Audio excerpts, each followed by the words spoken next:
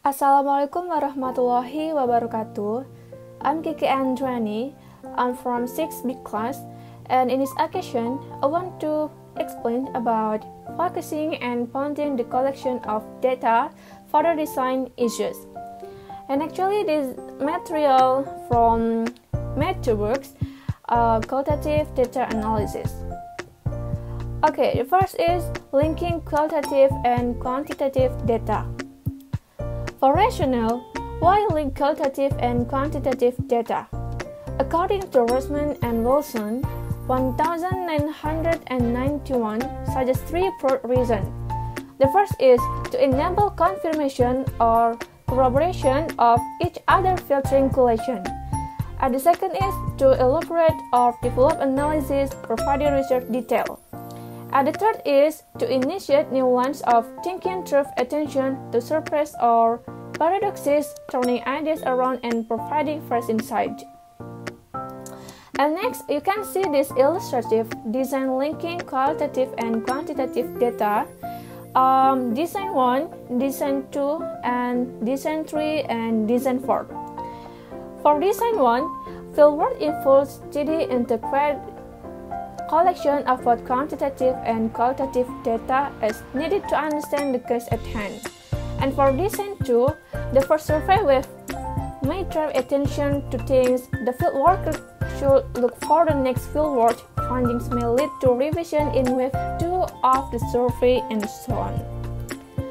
For Design 3, alternates the two kinds of data collection, beginning with exploratory fieldwork leading to the development of quantitative instrumentation such as questionnaire. And Design 4, an initial survey helps point the field worker to phenomena of importance. The field worker moves to develop a close-up and strong conceptual understanding of how things work, and a quantitative experiment is designed to test some resulting, perhaps competing hypotheses.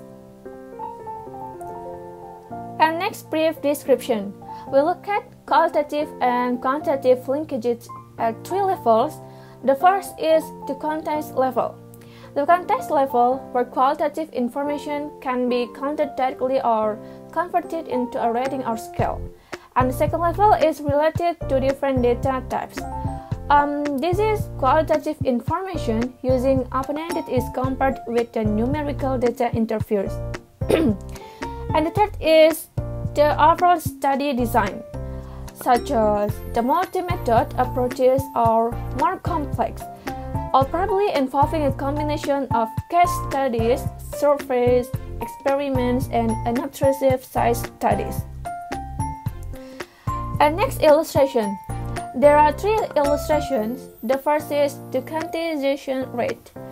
For example, our school improvement studies, we gradually become aware of the importance of job mobility and saw people on our side who had changed jobs. It is helpful to know how many people have moved. It is 75 to 12 sites, and how many have been moved by their experience with innovation. It is 83%, and how much is actually right. It is 35%. Here also we make an assessment of the level of the site. And the second is link data types. For example, the research team repeatedly visited classroom in 6 school districts during the school year, conducting interview with teacher and extras. And the last is multi-method type. The researchers collected numerical data on goal-oriented referrals and action for 49 organizations and built a sample of nominated community leader referral and goal-oriented data were analyzed to determine which organization was the most central in the network. And actually, this material give you advice when you want to doing research. The first is don't fall into the default mode, which is sees qualitative data as the only way to process. and consider whether your study could benefit from a quantitative aspect or component. Think goals and think ahead based on the research question and the audience for the study report. And the last is, when you're sampling the quantitative component, keep in mind that you can use a variety of well-developed sampling methods. And next material is management problems relating to analysis. The first is use of computers. Making procedure more systemic and explicit, answer competence and refinement, and allow flexibility and revision in analytical procedure, decision problems. In most studies, it is more practical to find and use additional analysis software that relies solely on your word processor. And actually, using a computer, coding will run faster, better, and more precisely with programs like Hypercall, Anagraph, or Qualitative. And this computer, you can editing, correcting, extending, or revising field notes, and storage keeping text in an organized database. And next, data management. According to Levin 1995, there are 5 general principles useful for qualitative data storage and retrieval system. The first is formatting.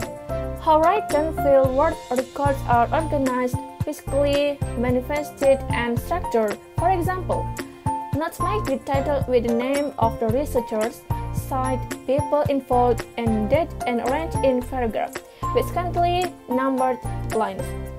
And the second is cross-reference. Information in one file that indicates where information in another file can be found. And the third is indexing. Indexing is a general term for what is usually called coding. This includes defining clear categories code, pairing code with appropriate place in the database. And the fourth is abstract. Abstract is a short summary of longer, linked material clearly in the structure of the files to material that is longer. And the last is pagination. Pagination uses the number or letter is unique as a locator or certain materials in the field notes. Next, personnel and time planning. For personnel, it is very important to build strong relationship with partners or with the larger staff. We find it useful.